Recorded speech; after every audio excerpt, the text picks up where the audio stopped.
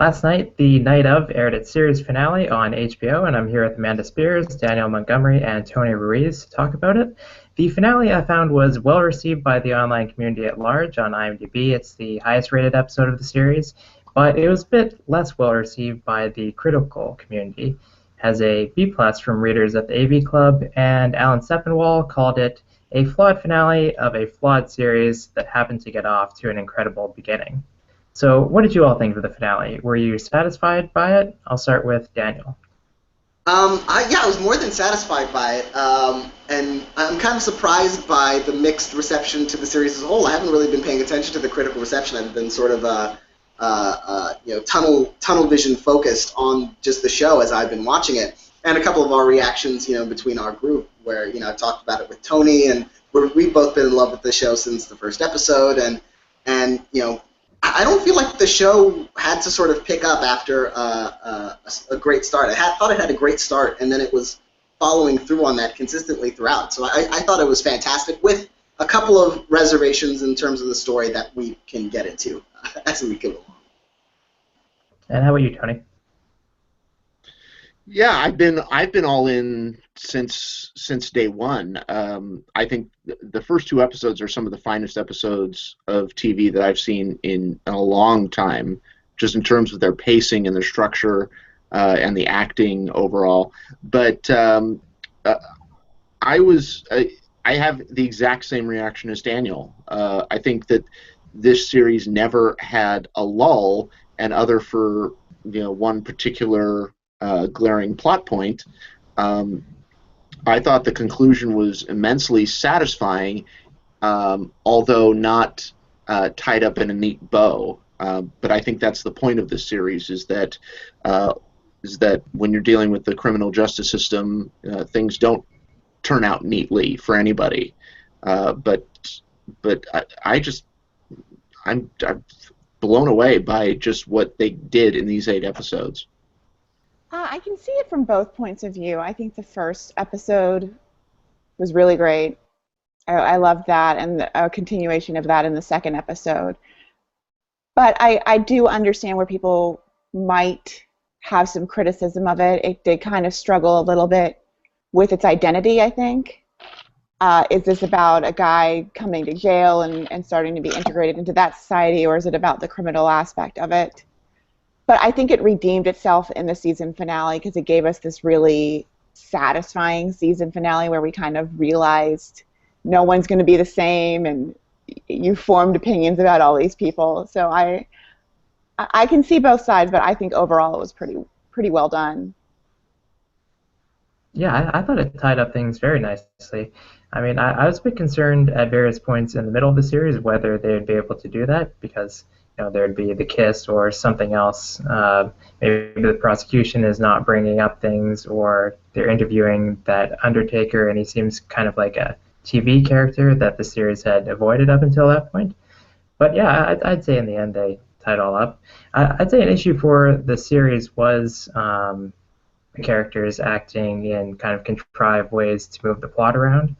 Our very own Tom O'Neill, he said, "That first episode was so stupidly plotted. Details are preposterous."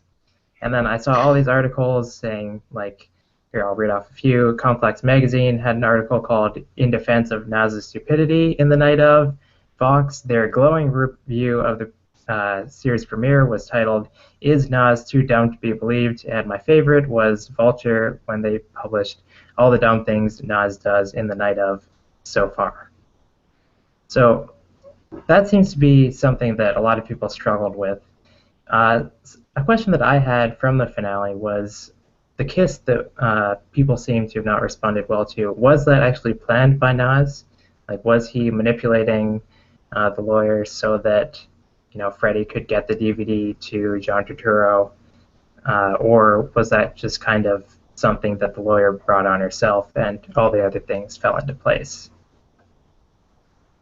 Any thoughts? I think it was just brought on herself. I just think she wasn't thinking, and that just kind of happened. But yeah, it was one of those things that was just kind of left hanging there. Yeah, I don't think it was a plan on Nas's part. It would have required, like, as you know, as dumb as some people believe that Nas was in the first episode, and I believe he was dumb, but he was also high and inexperienced with cleaning up a crime scene and trying to escape. So I can sort of believe why he would be dumb there, but I can't believe why he would be that otherworldly kind of TV character smart that they would be able to think 10 steps ahead, because for Nas to have planned that, he would have had to predict exactly what was going to happen with that DVD and that it would be able to get to the lawyer on the outside and all that sort of, like, there are too many moving parts for Nas, who is at that point still, he's becoming more criminal in prison as he goes along, but he's still a baby felon, and that's super villain territory right there. Yeah, I just think it was a weird storytelling mistake, and I think I know why they made it.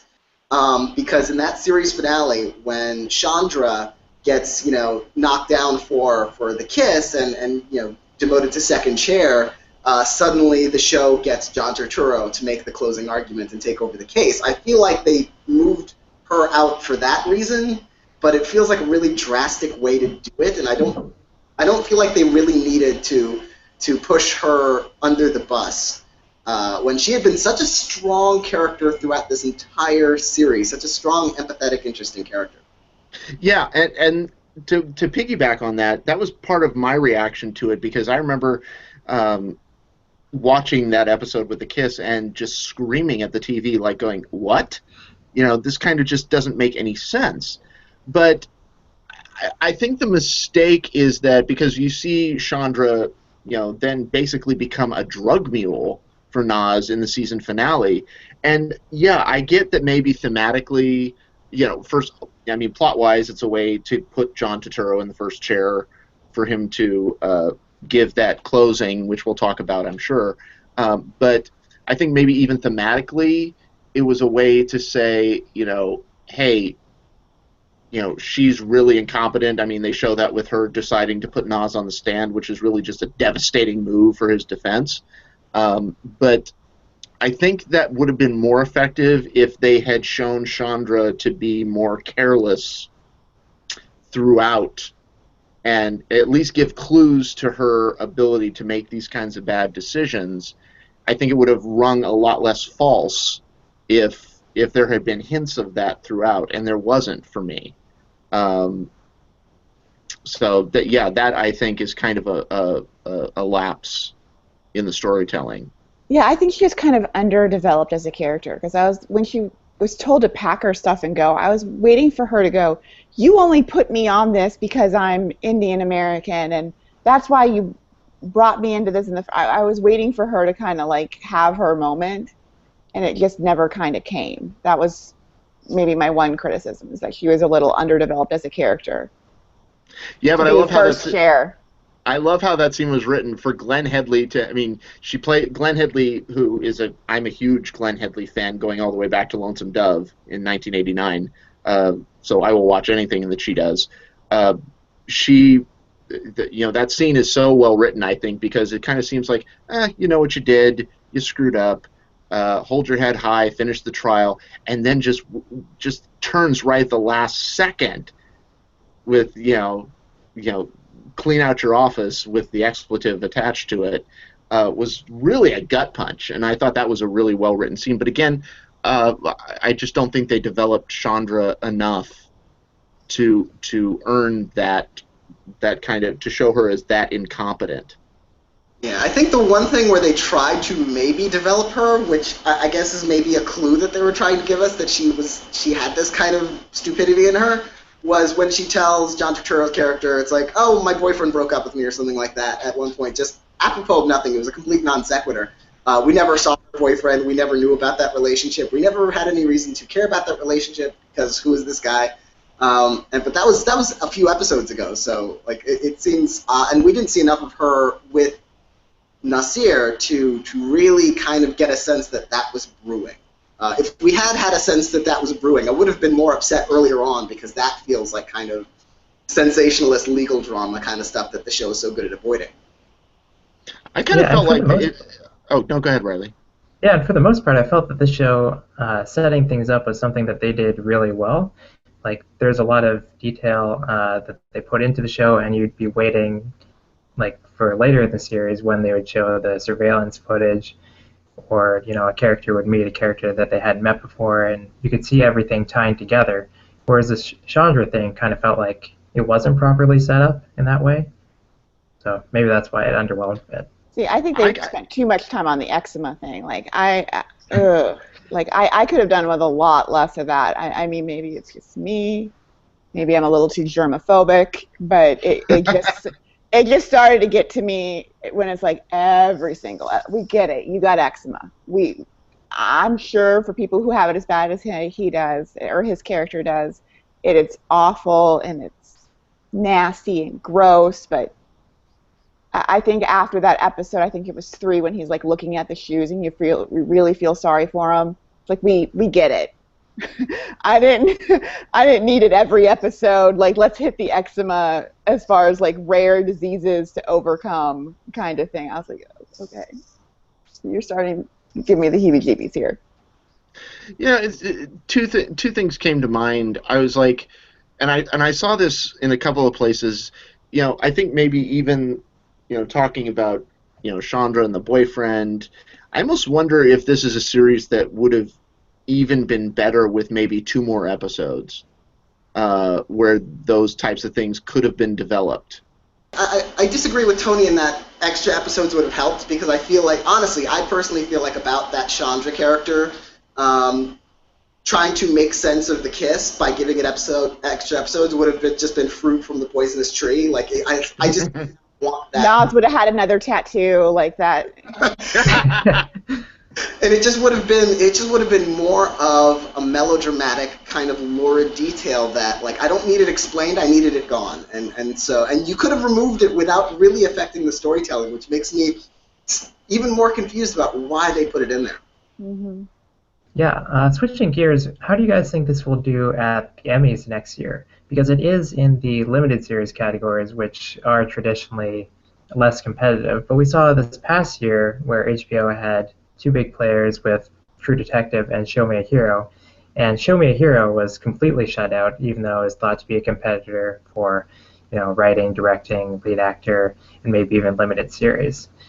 I think that these days it's hard to draw comparisons to how series used to do, because the game has changed so much with these anthology series. Like, Show Me a Hero didn't get anything, even though Treme was able to get into writing, but we never really expected Treme to do well in the drama series categories because The Wire didn't. And then I feel like now the drama series categories are maybe even less competitive than the limited series categories. But again, to compare this to Show Me a Hero, this is much more palatable, I think, to a wider audience, and I think we saw that with the ratings, which doubled over the course of the series. Well, I think Show Me a Hero, just to be fair, OJ probably sucked the life out of it. I think Oscar Isaac was probably like, if not 7th, 8th on the list of potential nominees.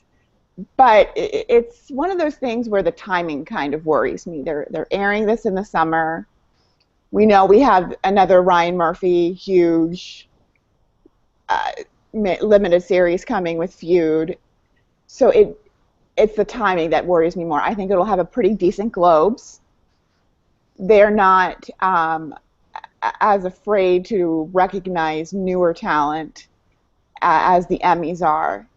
I mean, these categories have almost become like a mini Oscars when you see the nominees every year.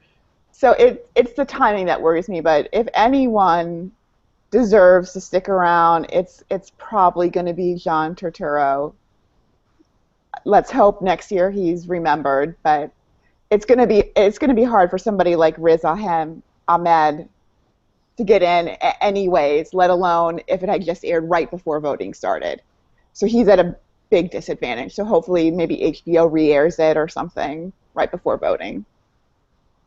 I actually looking at it. I'm looking back at previous miniseries and stuff like that. I think Riz Ahmed might have a chance because I get a sneaking suspicion HBO is going to try and put him in supporting. And it's a thing they've done. Justin Kirk was the lead in Angels in America. They put him supporting because he wasn't the bigger star. Even Connor Jessup in American Crime, you could argue that he was the lead of that, and he was submitted as a supporting actor because he wasn't as well known a star. And it would be ridiculous to put him in supporting, but since they have John Turturro in lead, they're putting John Turturro in lead. Well, I would assume they would put John Turturro. Well, I thought they'd put John Turturro, and I can't remember the actor who played the detective. I'm scrolling. Bill Camp.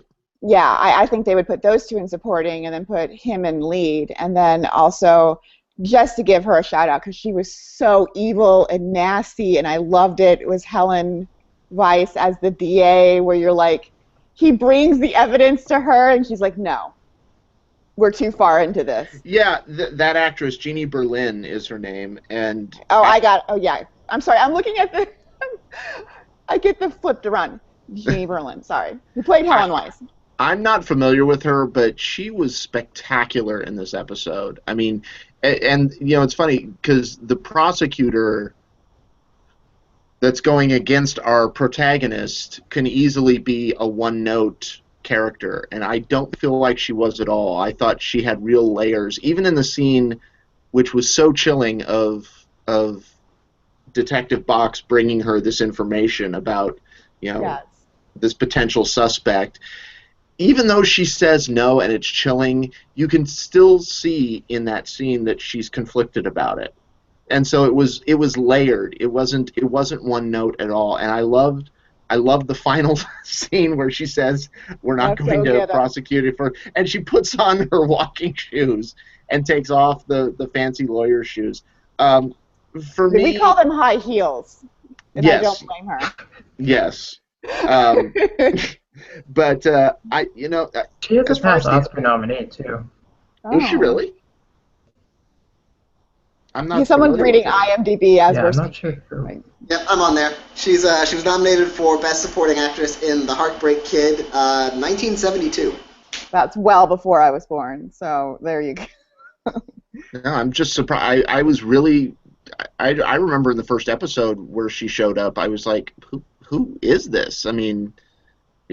I was really impressed with her. As far as the Emmys go, I think it is at somewhat of a disadvantage of the fact that it's airing, so far away, and there will be so much more competition. We have Feud. I don't know when the next Ryan Murphy American Crime Story, the one that's about Hurricane Katrina, I don't know when that's supposed to air. Well, we're gonna have another horror story coming in. We have another horror.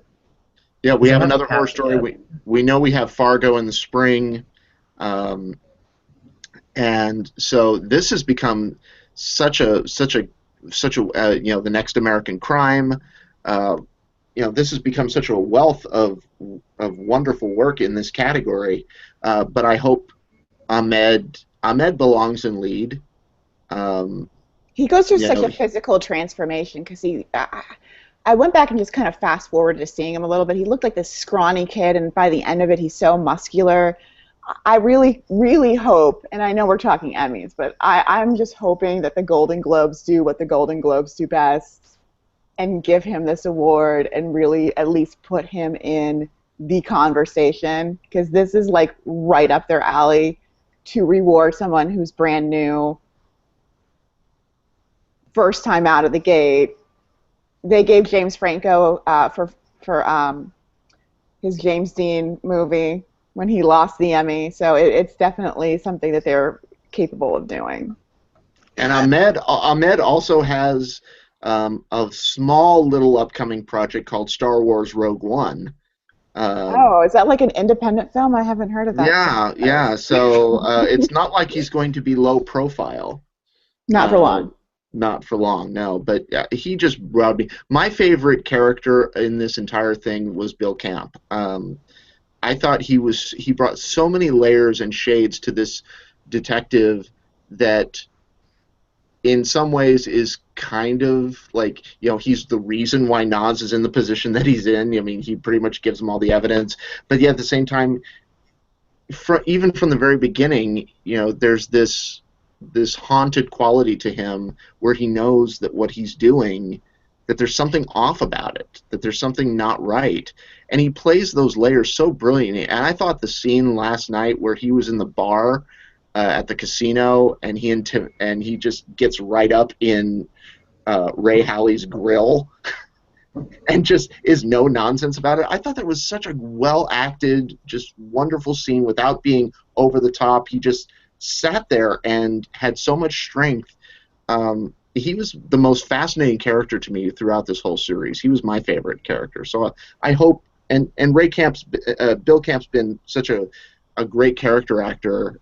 It's nice to see him get such a great role for him to really sink his teeth into. Yeah, I found that the series had a lot of those great character actors where I think like, oh, I've seen you before in something, and then I'd realize that whatever I saw them in was actually filmed after this because they filmed this years ago initially with James Gandolfini for a bit, and then Riz Ahmed went off and did Nightcrawler, which I think he should have gotten at least a nomination for an Oscar for, and then now the show is airing so many years later. I think that Riz Ahmed will go lead for the Emmys. I feel like HBO has gotten a little better about maybe not cheating. Like they had Matt Damon and Michael Douglas in lead for Behind the Candelabra, and then for True Detective they didn't downgrade Woody Harrelson even though they conceivably could have. And then I also wonder what HBO is going to do for their submissions in directing, writing, cinematography, all these other categories, because they had kind of one crew for the pilot where they had a lot of people from the movies. Their editor was Jay Cassidy, who does all the David O. Russell movies. They had Robert Elswit, who was doing cinematography. He won an Oscar for There Will Be Blood. And then they kind of switched over to TV people for the rest of the show.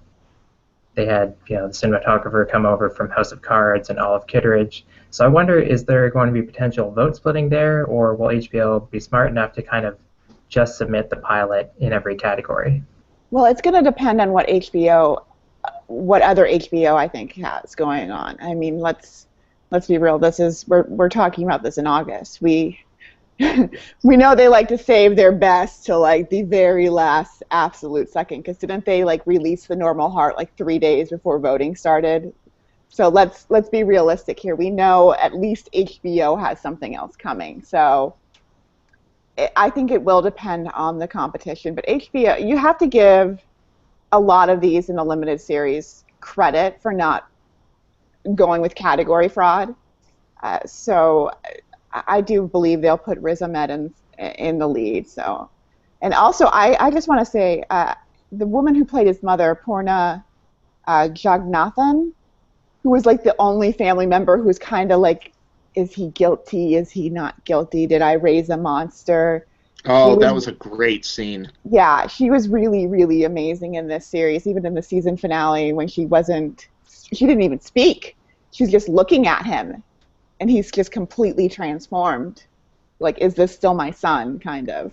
And that's that short scene that they had in the bedroom. Yeah. Where, and it's a long shot, too. They didn't even try to milk it for, extra performance points. It was just a long shot far away, and it's I think it's maybe a 40-second scene where Nas just says, you thought I killed her, and she's like, no, I never did, and we all know that she actually thought that, and he knows it too, and it's so sad. What I loved about the finale is that for pretty much all of these characters, the night of is the night that they changed everything for all of them. And I like that we get a series that isn't afraid to, even though they've pointed us in a direction of who did it, for a show that's been categorized by so much of the press as a procedural, they point us in the direction of who did it, but it's still not. I didn't take it as Nas definitely is innocent. And even if he is, he's not the same person. I mean, that the last scene with him, smoking by under the bridge where he was with Andrea on the first episode shows that he's not the same. So the night of really just was the night that everything changed. Yeah, and it's kind of interesting that ending with I like that. I was so worried about them throwing up these red herrings. It's like the father-in-law did it, and the weird funeral director did it, and all these other sorts of things that felt like it could have turned melodramatic, and then I feel I'm a little mad at myself. I should have figured out that it was the sniveling, financial planner guy because of the law of conservation of characters, which I learned from Roger Ebert, which is that if you have a character who's, who is a recognizable actor, I mean, not the biggest star, but a recognizable actor, and you don't know where they fit in the plot yet, then they are the answer to a question. See, it's a good thing Rob's not here because then I can throw shade at Paul Sparks because he was so creepy. I know he loves him, so sorry. But he was so creepy, even in the I think it was episode 1 or 2 when he showed up the first time. I'm like, ooh, I bet he did it. And even at the trial when they were just cross-examining or questioning him, I'm like, something shady going on. Either he's just that horrible of a person, or. And good for Paul Sparks. It was really nice. Because his Emmy-nominated role on House of Cards is he's kind of sympathetic, and he's like the one normal person. I mean, in comparison, he's playing like a brother husband with Kevin Spacey to Robin Wright. So I don't know. True, but I mean, he's not like. I mean, this was such a completely nasty piece of work. Well, he did kind of the same thing in The Girlfriend Experience too, where that's true. That's true. He needs to get away from playing the creep. Unless that's going to be his specialty. I don't. It was fantastic, and I completely agree that to see the layers that they put in this show, where they could have easily taken an easy out every single time, and you're always put up with more questions, and particularly the ending with John Turturro. I mean, it's so weird to. There's a great article interview with John Turturro in the New York Times that was published yesterday about he inherited the mantle of this role from Gandolfini, who filmed the pilot and passed away, and then Robert De Niro was supposed to do it and then couldn't do it. I wonder what this role would have been like with De Niro in it. But to me, this episode just cemented John Turturro. I thought the freak out scene in the bathroom was really well done, and that closing scene, the closing argument, where he could have easily taken it really far over the top, and he approached that, but then pulled back and really brought some humanity to it. I thought he just nailed that scene. And Richard Price, did he write every episode of this? I was. He did, and then Steven Zalian co-wrote the second half. And so I think I was just going to say he directed 7 of the episodes because they were initially going to have a whole bunch of guest directors come in after Steven Zalian just did the first couple, but then he ended up enjoying it so much he stuck around for the whole thing, but they had awkwardly already booked James Marsh for the 4th episode. Yeah, I think that puts Richard Price and Steve Zalian in a good place as far as getting a writing nomination, because then at least it's just 1 or 2 people. It's not going to be like 5 episodes up against each other kind of a thing. And they'll almost certainly submit the pilot. I can't imagine them submitting anything other than the pilot. Maybe the finale. I could see maybe the pilot or the finale, but don't submit 5 out of 8. Because Steven Zalian doesn't have credit on the pilot, though, so I wonder if they would want to, get him a nomination by going with the finale. Well, they might submit him. They're going to submit that probably for directing, because he directed. They might submit James Marsh, but they're going to submit Steve Zalian for directing for something, and it most likely should be the pilot. I mean, I think everybody agrees that is a damn near perfect hour of television, except maybe Tom O'Neill, who thinks some of the things are stupid.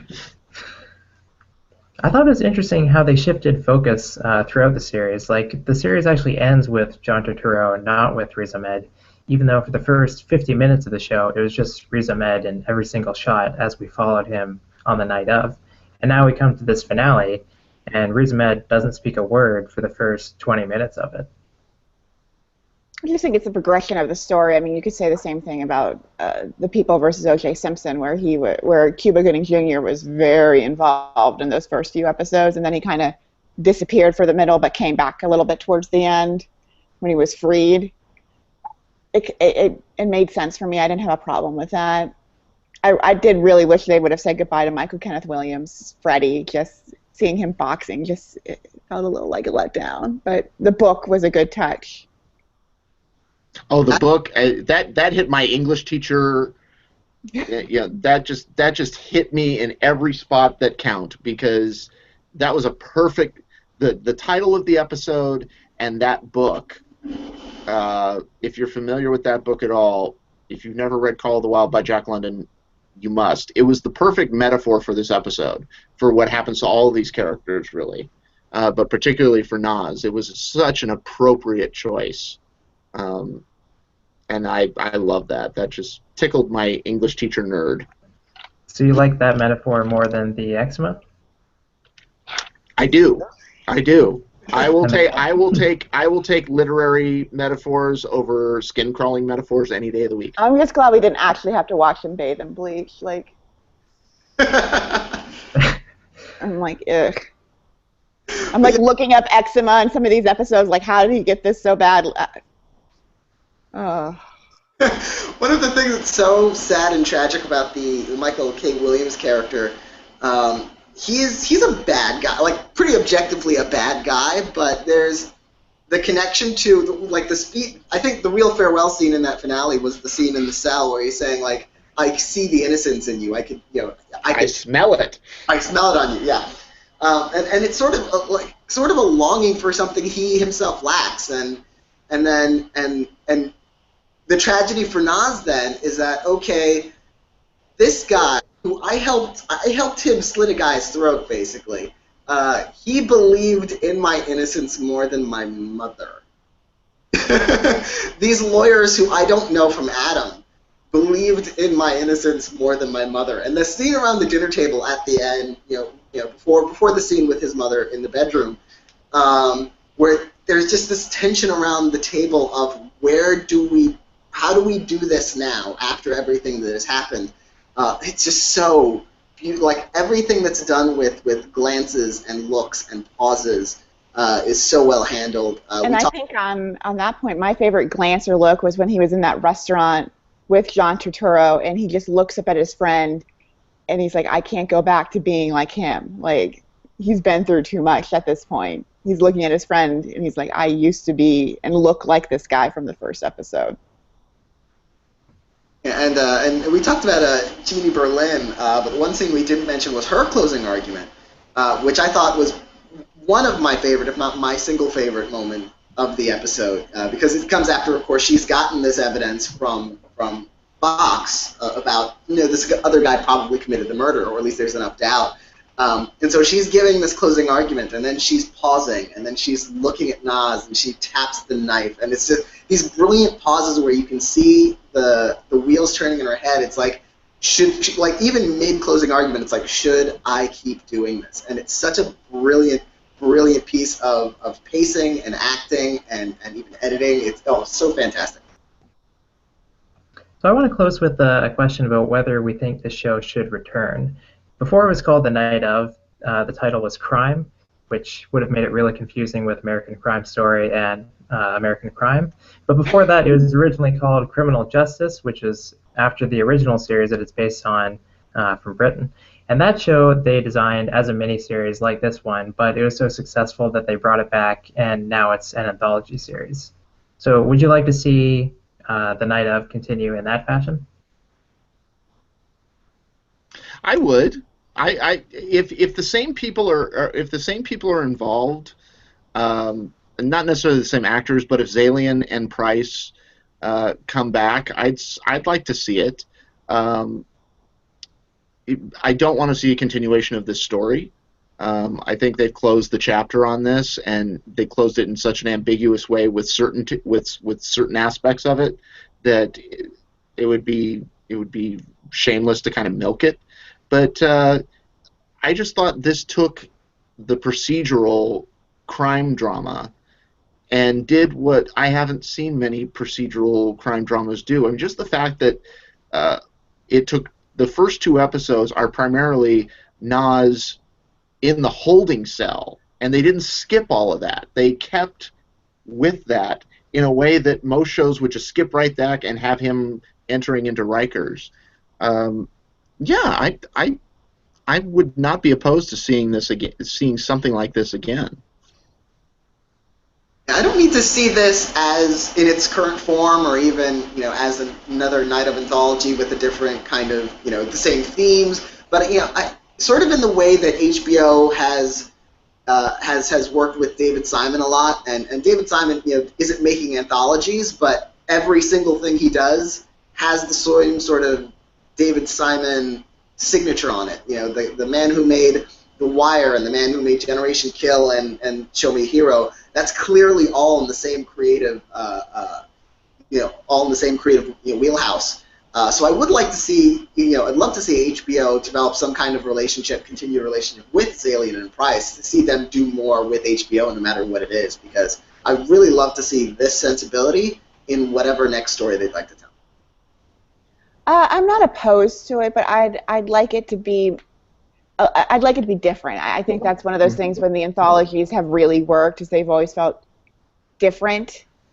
I'd like to see it maybe move a little quicker, because it was a little slow in certain areas. But I think what HBO, ever since True Blood kind of went off air, they've been struggling to find like a summer show. So I could see them giving it maybe one more chance or one more season. I'd like to see it kind of follow the same idea. I mean, the two most successful anthologies, as far as I'm concerned, creatively, are Fargo and, wait for it, Daniel, American Crime. Two shows that do something different every season and yet maintain this certain atmosphere and quality and tone that make them good anthologies. Completely different stories, and yet well told, well executed, and endlessly entertaining. Speaking of that, my one worry is that it would kind of follow that like True Detective path and kind of just become like really overwrought to the point where I'm like, oh my God, are you freaking kidding me? Like, seriously? Like, you're just sticking in, you've just invested too much time at this point to like give up because it's only 7 or 8 episodes. Once you're like 4 in, that's my big fear, is that it could go like the True Detective route and just where you're like, oh, how do you take 5 really likable people and make them so awful? I do think, if we ever do get more True Detective, it needs to be with the sort of, and it needs to be in his contract that he, Nick Pizzolatto needs to watch the night of, take extensive notes. Like, we need to, Tony's an English teacher, we need to give him a writing assignment, an essay, on why the night of works dramatically and works from a plot development standpoint, and why, compared it to why True Detective Season 2 did not. He needs to own that, learn, and grow. Yeah, this is Steven Zalian's first foray into television. He always does movies. So before the show came out, he said this is, a closed-ended miniseries. And I really love that HBO is still kind of making these. They're not just trying to make these anthologies to cash in. So I guess it'll kind of cheapen it a bit if that does happen. But now he says that he's more open to it. And HBO is even billing it as a limited series instead of a miniseries. So we'll see. Well, no one calls it miniseries anymore, so. Might just be that. Except the SAG Awards. I just call it good TV.